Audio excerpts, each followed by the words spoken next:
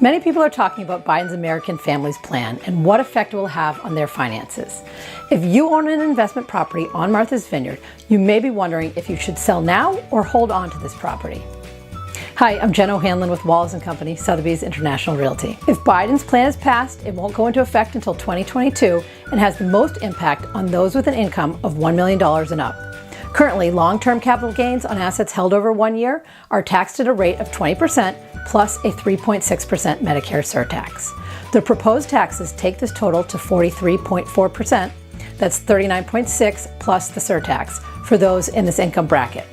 So if this does go through and you're in this category, you may want to consider doing the following. Keep your income below $1 million. That one's a little obvious. 2, sell assets in 2021 to avoid the higher tax rate.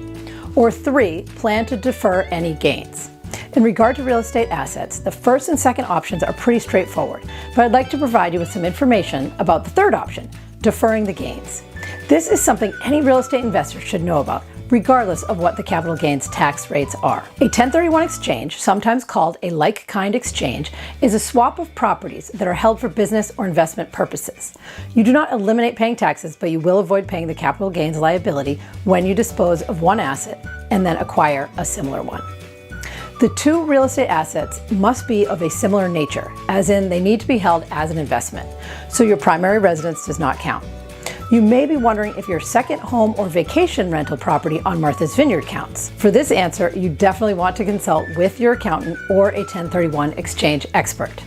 But from the bit of research I've done, it qualifies under certain guidelines as follows. The subject property has been owned and held by the investor for at least 24 months immediately preceding the 1031 exchange. And the subject property was rented at fair market rental rates to other people for at least 14 days or more during each of the preceding 2 years, and the investor limited his or her personal use and enjoyment of the property to not more than 14 days during each of the preceding 2 years, or 10% of the number of days that the subject property was actually rented out to other people during each of the preceding 2 years. Regarding the timing of 1031 exchanges, a party has 45 days to identify a replacement property and 180 days, or by the due date for the tax return for that year, to complete the purchase. Definitely want to consult with an expert on this after listening to that, I'm sure.